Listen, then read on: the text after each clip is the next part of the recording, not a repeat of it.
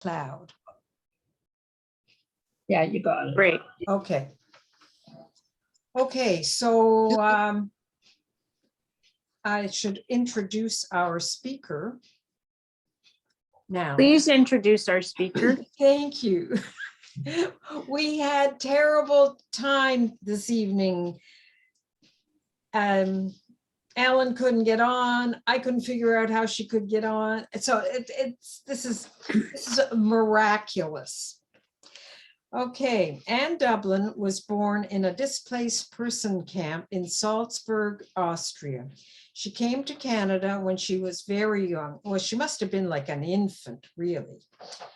She grew up in Toronto and attended York University and the University of Wisconsin. Anne was an elementary school teacher and librarian for over 25 years. She taught in Nairobi, Kingston, Winnipeg, and Toronto. Anne writes biographies and historical novels for people of all ages. She's won many awards, including the IODE Violet Downey Award. Do people know what IODE stands for anymore? Is that International Order of the Daughters of the Empire? That's because I come from a small town. Good for you. And the Canadian Jewish Literary Award for Youth Literature.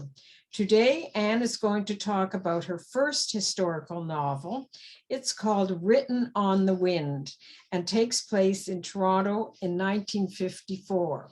And while I didn't live in Toronto in 1954, I do remember Hurricane Hazel and the damage that it did where I lived.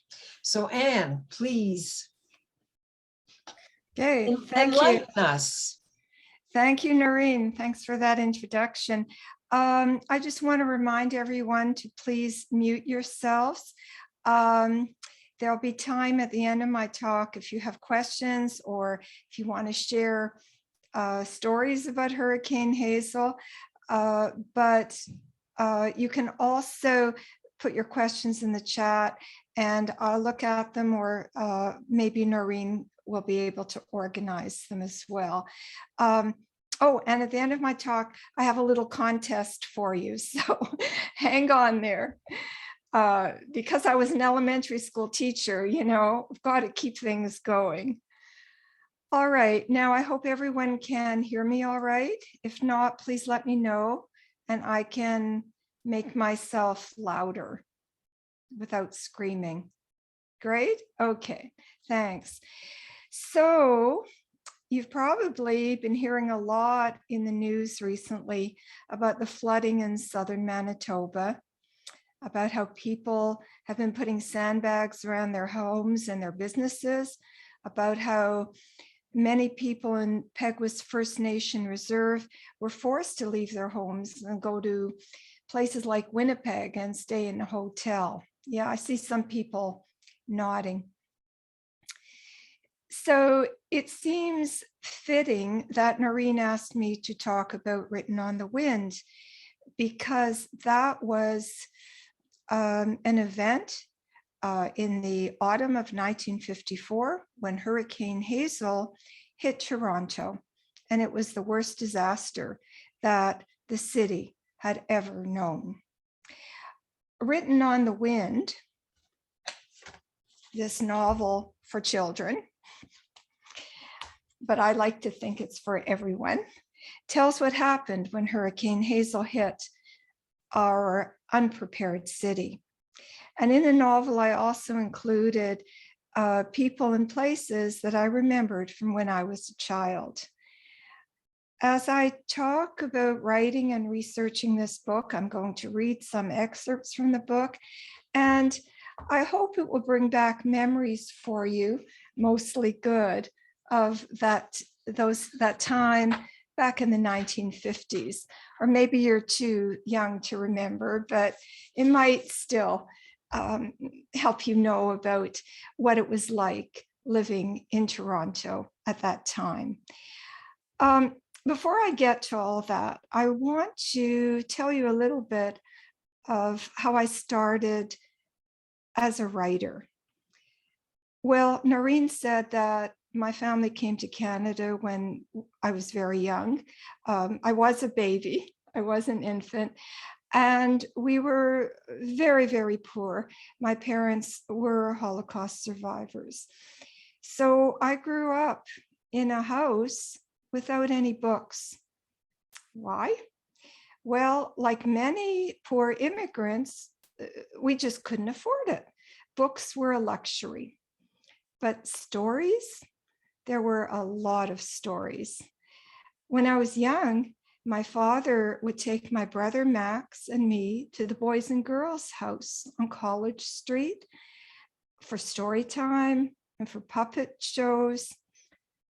I loved listening to the librarian weave a magic spell with her stories about people and places long ago and far away.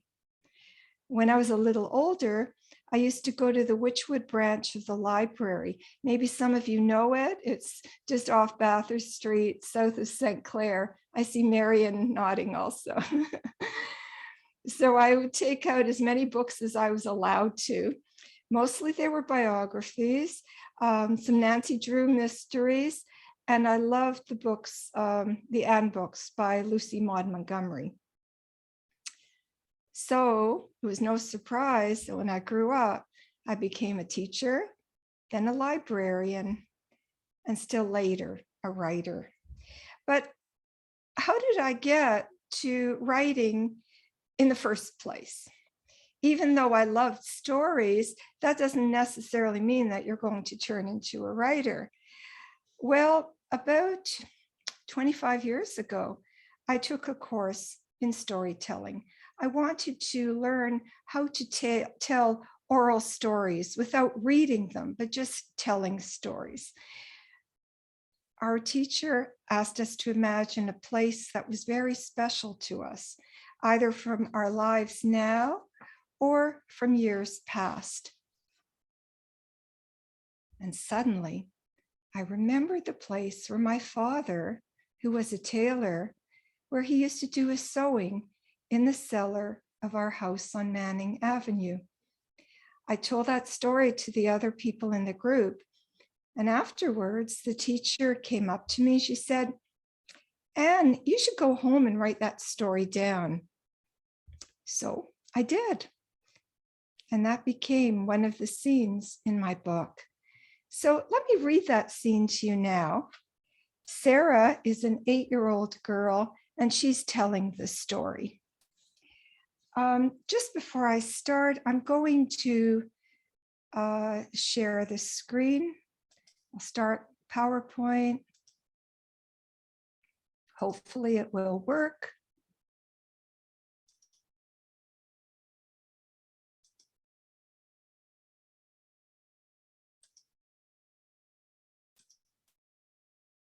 I hope, can everyone see this? Yeah, this is the cover of the book. Thanks, Noreen. I love seeing the thumbs up. Okay, so this is the scene that I remembered, and I ended up writing it down. My favorite place in the cellar is near Papa's sewing machine. On a big table, he pins the material he's sewing or presses with a heavy iron that I can't even lift. I like the smell of new material, of the steam from the iron, of the dampness of the cellar. Papa hammered some nails into a board, and on each nail, he placed a different spool of thread. I love all the colors, the greens, purples, reds, blues, even the shiny blacks and grays. It looks like my box of watercolor paints, only better. Papa sits at his old Singer's sewing machine, the lamp shining on his work. While he sews, he sings Yiddish songs or tells me stories about the old country. Otta Zoi neiter Schneider, Otta Zoi warf der Stech, Otta Zoi neiter Schneider, Otta Zoi warf der Stech. This is how a tailor sews. This is how he makes his stitches. I like to listen to the whirring of the sewing machine and to feel the warmth from the lamp. Papa's feet go back and forth on the pedals. The material flows beneath his fingers as if he's a magician with cloth. While Papa is sewing, he forgets his worries about money and his bad memories about the war. Everything is dark except for the circle of light around Papa and me and the sewing machine.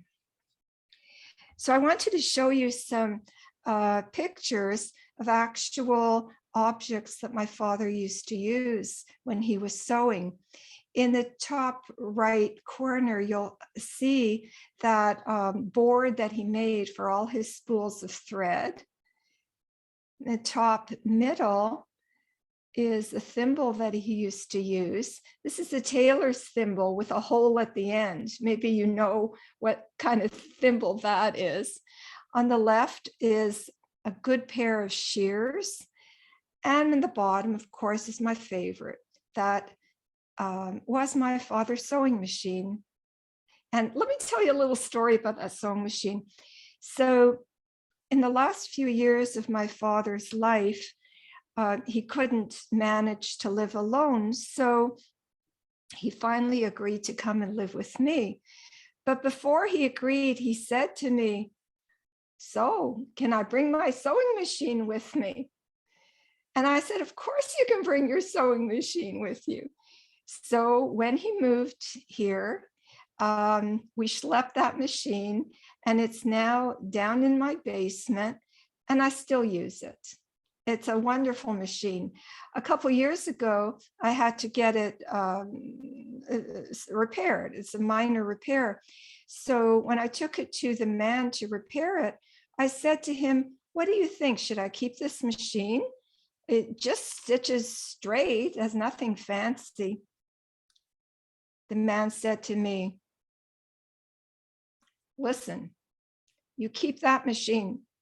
They don't make machines like that anymore." And so I do. And of course, I love the machine. All right, let me show you a few more images.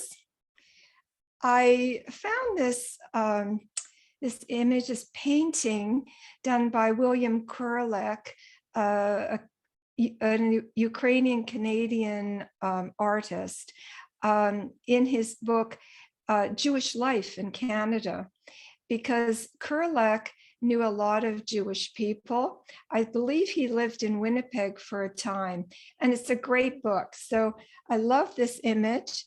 And here's a close-up of the tailor, and it reminded me somehow a little bit of my father, although I don't remember my father ever sitting on a table to do his sewing. He always sat on a chair. Well, as I said, Written on the Wind is a historical novel. I needed to remember as much as I could about life in the 1950s. So here are some photos I want to show you about my memories and also what was going on during that time. This is a photo that I took about 20 years ago when I was working on the book. It's an actual, this is the house where we lived in. I took this around springtime, around the same time as it is now. And I want to read the beginning of the book to you to give you a little idea of what it was like in that house. I live in a large 3-story house near the corner of Manning Avenue and Palmerston Gardens in downtown Toronto. The elm and maple trees on the street are very, very tall, standing on tiptoe to touch each other's branches. I like to pretend that the trees are playing London Bridge is falling down, the same way that we girls hold our arms when we play that game during recess. My parents, my twin brother Michael, and I live in 3 rooms on the first floor. There's a kitchen, a front room, and a room that we all sleep in. I think our sleeping room used to be a dining room because it has a big bay window. I hate being so crowded. Another family lives on the second floor, and a married couple live on the third floor. Mama says we have to rent out the flats so that Papa can pay off the mortgage. Then we'll be able to have more space when I'm older. I wish I were older now. I hate being poor. I hate being an immigrant. I want to fit in with the other kids, to be Canadian like them. I couldn't even speak English when I started kindergarten, just Yiddish that we spoke at home. I'm glad that Michael was there with me in Miss Featherstone's class. I was bawling my head off. I was so scared. Michael couldn't speak English either, but he didn't cry. He's braver than me. Now I can speak English, but I still don't fit in. Mama doesn't understand. I want store-bought clothes, not the homemade, old-fashioned ones that Mama sews. I want to go to a real beauty parlor to get my hair cut, not have Mama cut my hair with a big tailor's scissors while I sit on a kitchen chair with a towel on my shoulders. Mama and Papa came from Poland after the war. They lost their homes and their families and everything. Papa says, I had only $10 in my pocket when we came to Canada. Then he adds, with a twinkle in his eye, but we had you and Michael, so we felt rich. I'm glad we live in a safe country now, but I still wish we weren't immigrants. So this is what the photo looks like, the real house. And this is what the illustrator drew. Her name is Avril Woodend, and I sent her a bunch of photos, and she used her creativity and to interpret whatever she saw. She imagined my twin brother looked like this. Now, I called him Michael in the book. His real name is Max. And this was a photo I took of Manning Avenue about 20 years ago. So one of the scenes in my book takes place as Sarah and her twin brother Michael are walking to school. So the street looks almost the same now as it did 70 years ago. Maybe more cars, a little more crowded, but basically the same. Here's a little bit more from the book. I like how the houses are so close together on our street. There's a narrow little sidewalk between our house and Mr. Malone's next door. Mr. Malone works nights and sleeps days and always gets mad at us kids when we play between the houses. But he has a slanted door over his cellar, and it's a lot of fun to slide down the door, then climb up it and slide down again. While we slide, we sing, "Come all ye playmates, come out and play with me, and bring your dollies three, climb up my apple tree, cry down my rain barrel, slide down my cellar door, and we'll be jolly friends forevermore." Maybe some of you remember that song from a long time ago. Here's another painting by William Kurelek that shows a peddler selling his wares. I remember when peddlers with their horse and wagon used to ride up and down our street. They sold fruit and vegetables from the back of the wagon, or they called out for rags and odds and ends to collect. Early recycling, I call it. Now, there was a corner store across the street from our house, and it was owned by a woman called Evelyn. I don't even remember her last name, but she was an important character in my book. So here's a photo that I took of what the corner store looked like about 20 years ago. It was converted into a house, but you can still see the big front window and the front door.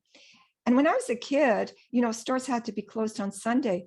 But if we needed like a loaf of bread or some milk or something, we would go around to the side and sort of give a secret knock, and Evelyn would let us in so we could still buy something on Sunday. So this is basically what it looked like.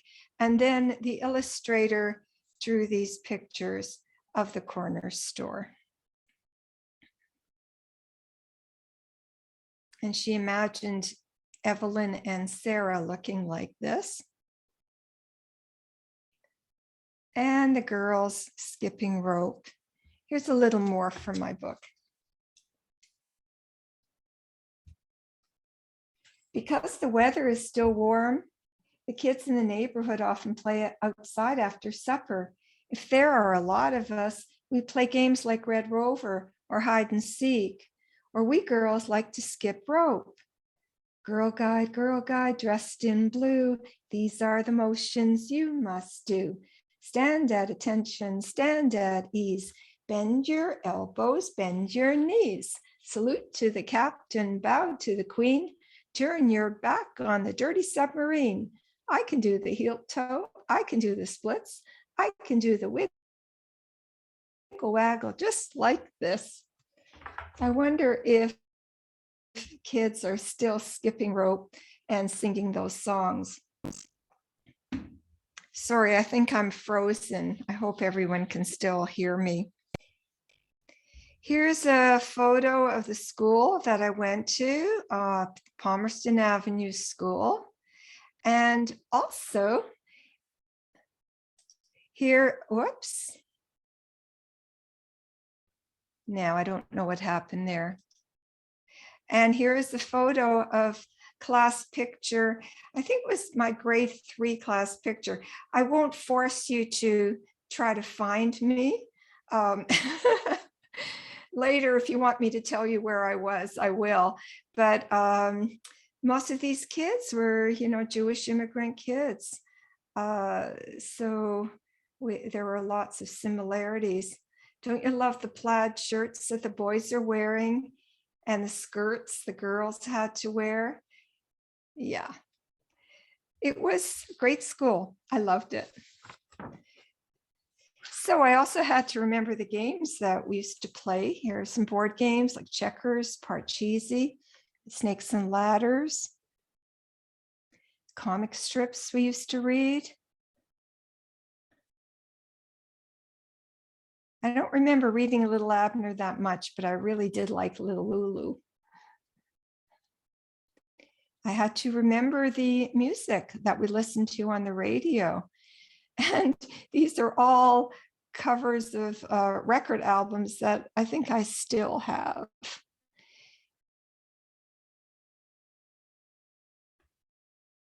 I also had to learn what the news was around that time, especially in 1954, but in the autumn.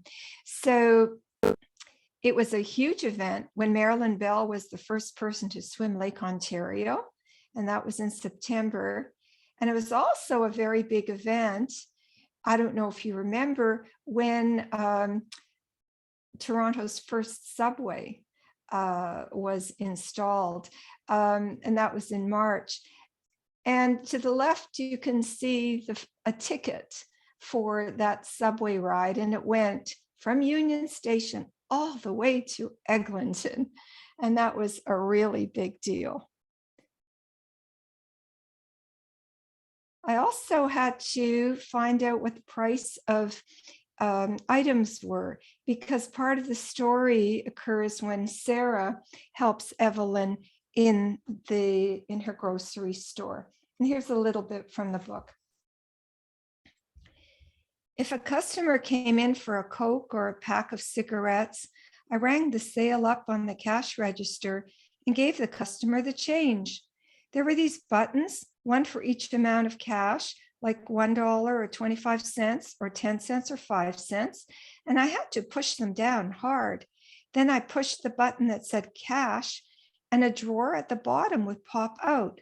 There were these little drawers inside, one for each bill of $10 or $5 or $2 or $1. Do you remember dollar bills, $2 bills, and a big drawer for change. I gave the customer the change, and then I closed the drawer with a hard push. I liked the ringing sound the drawer made when it closed. I liked learning the prices of things and felt kind of grown up being in charge.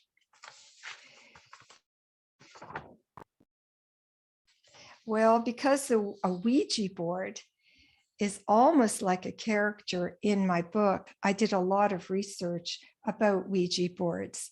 I want to tell you a little story about a Ouija board. Sometimes strange things happen when you're working on a book. And while I was doing the research, I needed a break. So I was walking along Wilson Avenue near my house, near Bathurst and Wilson. And in those days, there was a secondhand store on Wilson. And as I walked by, I glanced at the window, and right there on the window, in the window display, was this. I don't know if you can see it. And it said $5 right here. And so I went into the store and I bought this Ouija board. It's called Ouija Board Mystifying Oracle. And I just want to show it to you, just to give you an idea of how big it is. I don't know if you can tell, maybe more that than looking at the picture.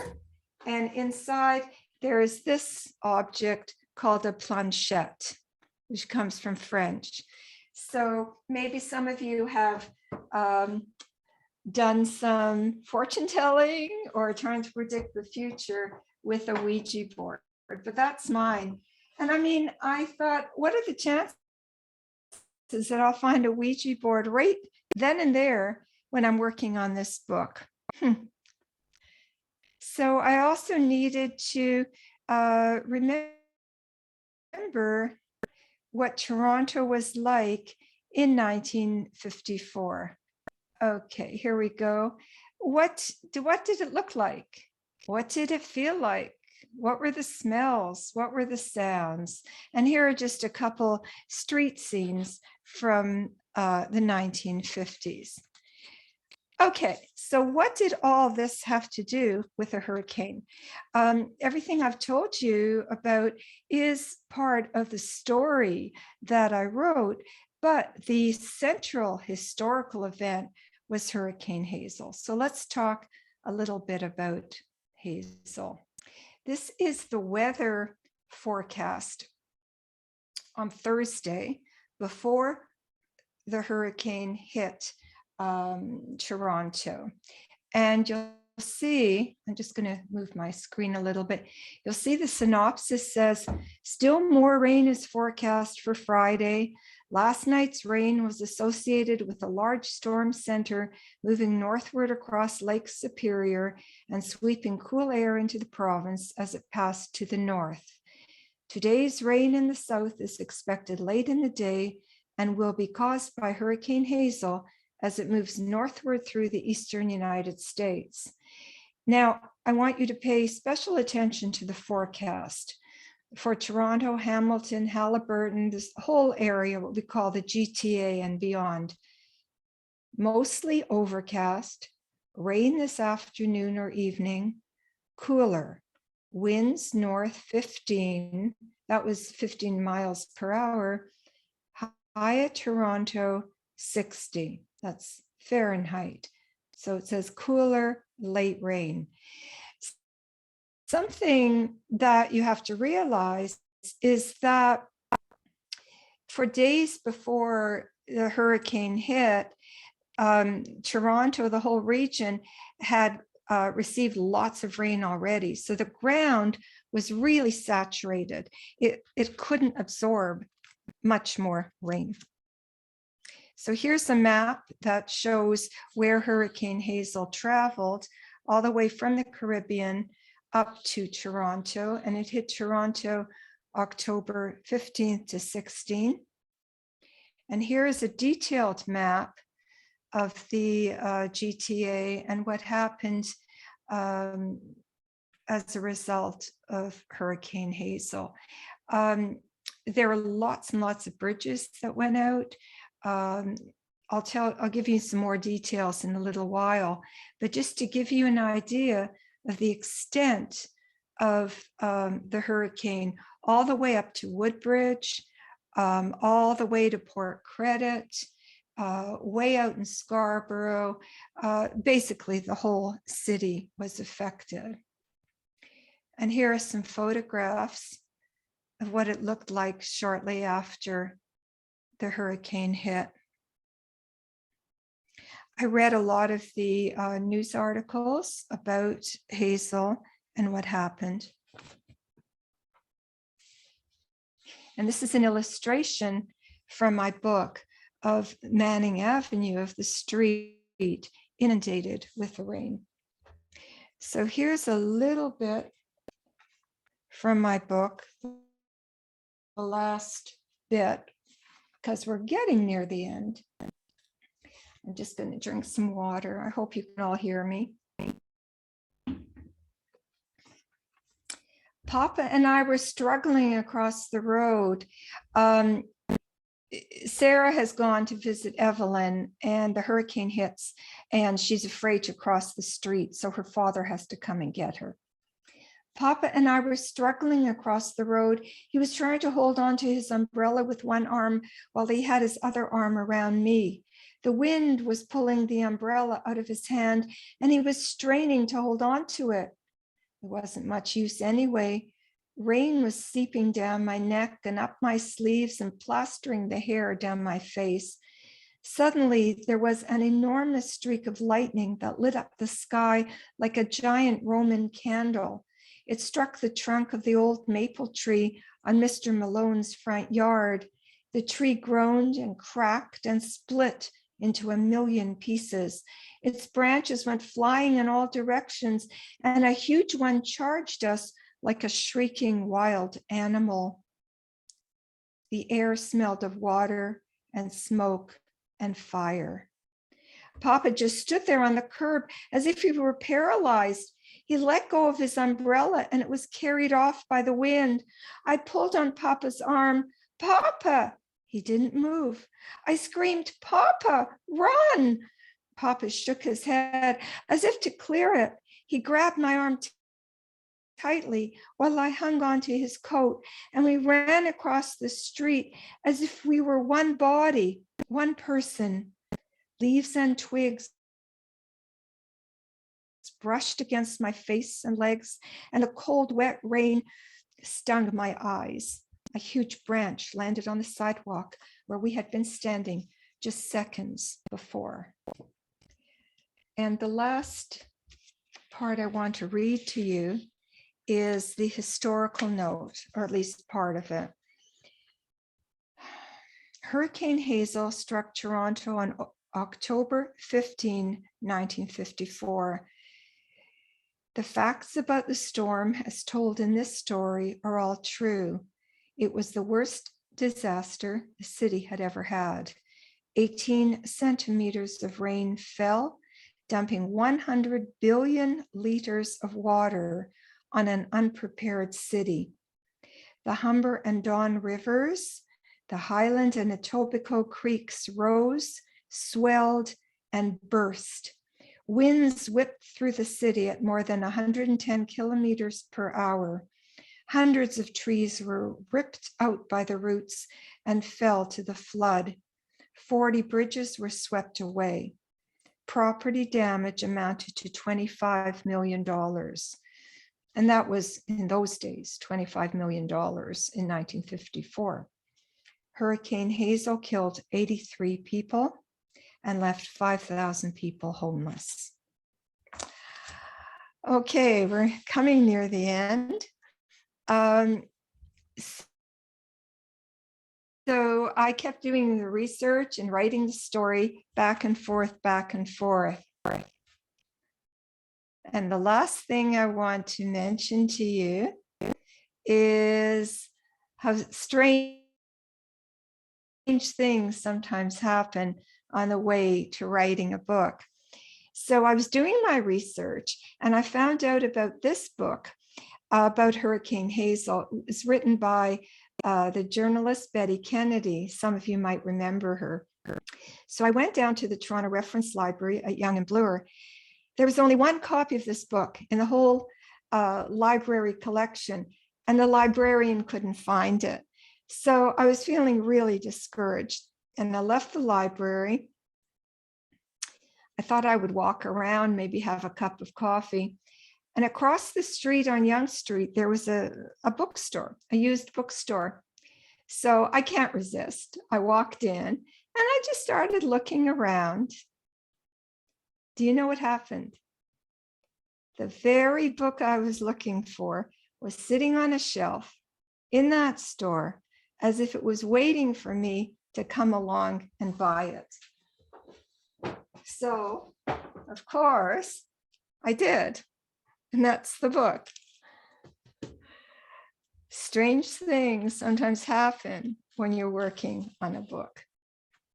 So here is a picture of me 20 years ago with the book, shorter hair, a little darker, but it's still me. And if you have any questions or you want to contact me, here's my email, my website.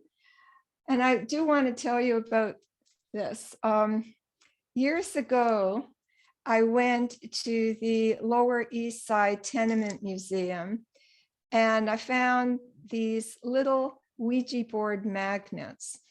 And it says, discovered in an abandoned apartment at 97 Orchard Street, now the Lower East Side Tenement Museum.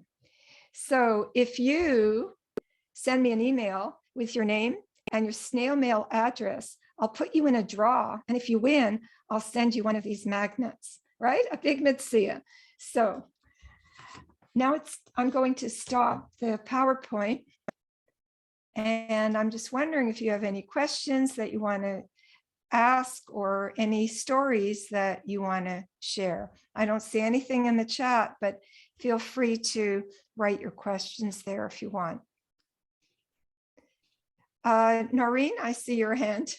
Okay, so I come from Welland, Ontario, and while we didn't, as far as I know, we didn't suffer the same kind of awful things that happened to Toronto and the GTA, but I'm pretty sure my late father called the house from his store and said, "Stay away from the windows." I don't know why he said that, like where he got the information to tell us that. So we stayed back from the windows, but we did see our favorite catalpa tree, which was in the front lawn, like uprooted. And it was, I'm sure the tree had to be, I don't know, 8 or 9 years old, and the storm uprooted it. And I'll always remember and those that. are big trees with a very big trunk. Yeah. Yes, yeah. Shame. And does anyone have? Thanks for sharing that, Noreen.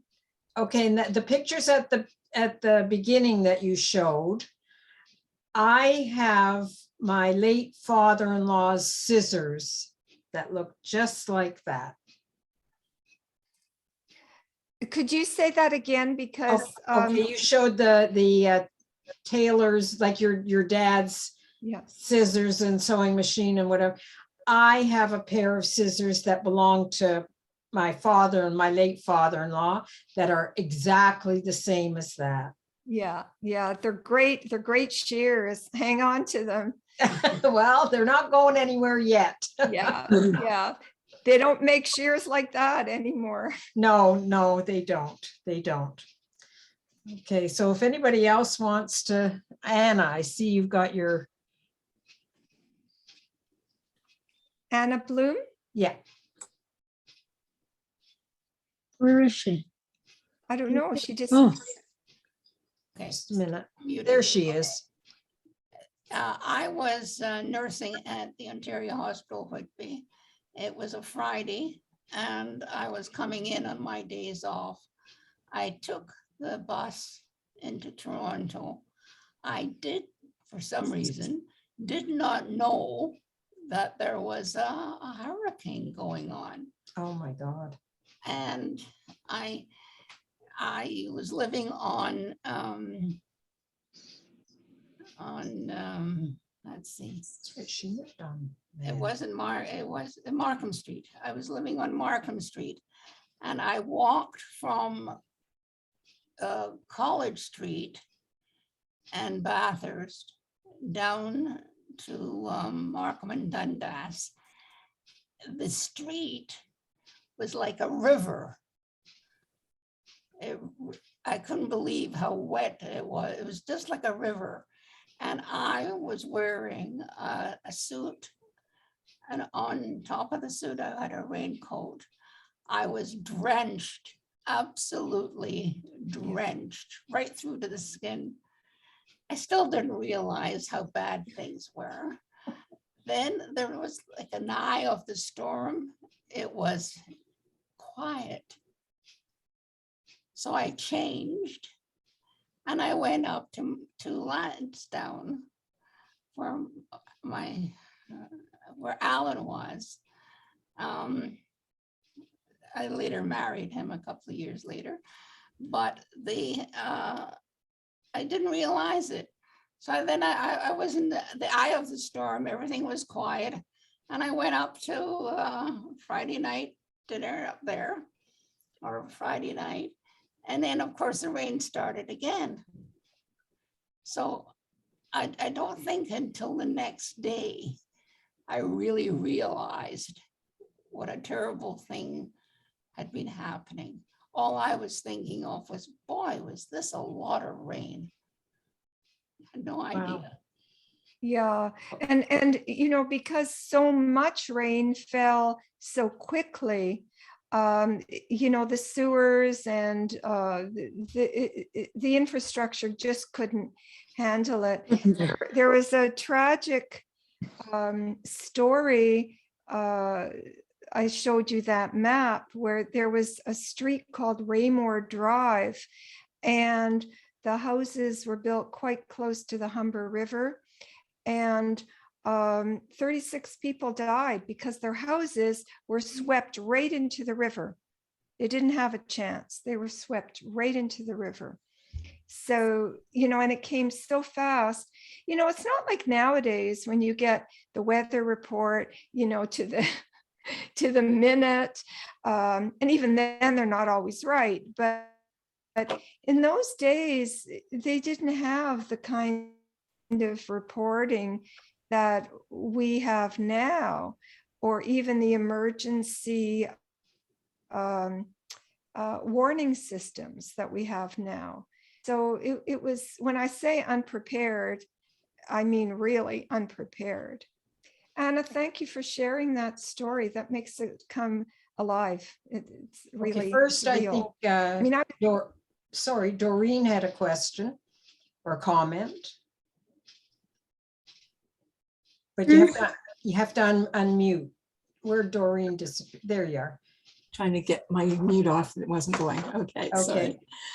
So yeah, some of the people here, a couple, were not born at that time, but I was 5 years old. And the only reason I remember it is because it was a Friday night, and Friday nights, my parents' store was open late. So they dropped me after school at my grandparents', Queen and Spadina, actually Queen and Cameron, every Friday night. And I would sleep with my cousin there. Now, where they lived was on top of and behind their store at the corner there. And so it was kind of a strange building. And the windows in my cousin's bedroom went from the ledge, which probably waist high for us, all the way to the ceiling. And there was a blind that went from the whole window, right? And I remember from the force of the rain, the blind all of a sudden shot up. And we were, I mean, it was raining. We weren't like we didn't know hurricane. We just knew it was really heavy rain, but it shot up and my cousin had to stand on to get it down. She had to stand on a ledge. She was 11 and I would hold on to her and she would have to reach up to pull the blind down again. So I don't think I would have remembered that it was Hurricane Hazel otherwise. But you brought back some memories because one of the pictures that you showed of Queen Street was 506 Queen Street West. And we were that far away. I figure the store was like maybe in the early beginning of the 400s. So some of those pictures also brought back some memories. Well, that's wonderful.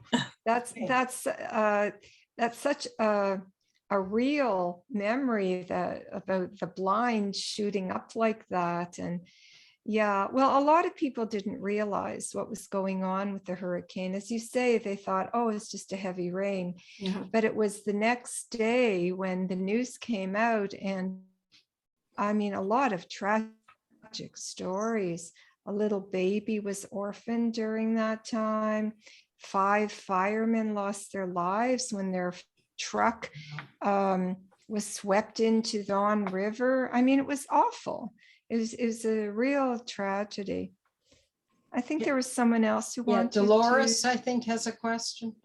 I have a story to tell. Can you hear me? We lived north of Shepherd off Bathurst on a little ravine. And at night I heard a crash. We had huge trees on our property going down into the ravine. And I took a look out the window and all the trees were gone. And I woke my husband up and I said, we've lost all our trees. And next door to us, they lost, if they had stepped out the back door, they would have fallen down about 100 feet. It was really, really bad. Yeah. I do want to mention, maybe on a slightly more positive note, is that Toronto, the powers that be, realized that things had to change. So after Hazel hit Toronto, there were new laws that, for example, you couldn't build a house too close to the river, that there had to be this strip of green between the river and where the houses were. And that was part of the Toronto, the Conservation Authority. So they wanted to make sure that this kind of tragedy would never happen again. Okay, Ellen? Well, I don't have a story because I wasn't born yet.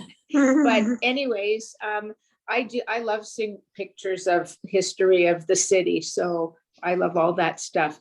But my question is, my mother would like to know what number Manning Avenue you lived at. 871. Oh my God, no, I live closer to college, just above college. Yeah, we were. That was that was before or during the war.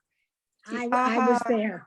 Yeah, we were just south of DuPont, not too far from the railroad tracks. No, and I was just south of Harbor, south.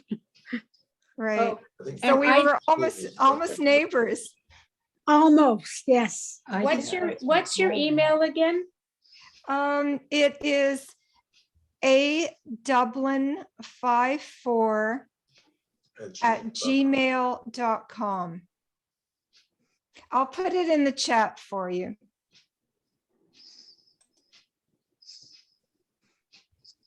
Okay, Thank you. more questions, comments, stories?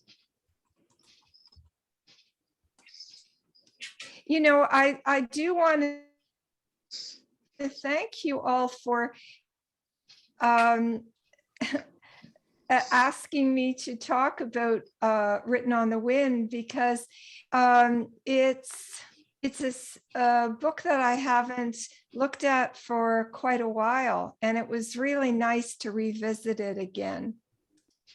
Have you written any other books after that? Tons. Oh, yeah, I've written, I've written quite a few. Not all of them have been published, but I think I'm on my lucky number 13 book right now that will Wow. be published next year. What was the one about Jacob's? Oh, my most recent one was called Jacob and the Mandolin Adventure. That was really good. Yeah, and Thank you. she talked to my council group about Yeah, that one too, which was that was very good. about a group of Jewish orphans from Poland who came to Canada in 1927 to the Canadian Jewish Farm School. So if you ever want me back, I can tell you about that one or any of my other books. You can go to my website and see it too. One thing I should tell you, you probably noticed that the book looks all bedraggled. It's not in print anymore, but it is available on Amazon, and it's available as an ebook, so you can still get hold of it if you want to read it from beginning to end. It's also in the public library, so there are different ways to access it. Ellen, did you have another question? Oh, I was just going to say that when we were trying to figure out which book to have you speak about for this talk, we had a hard time deciding. Like I really, yeah, it was because so many of them looked so interesting that it was a hard decision. Thank you. Well, so if you'd like to come back, who knows, we just might ask you again. We might have to read your book. Yes. It would be my pleasure.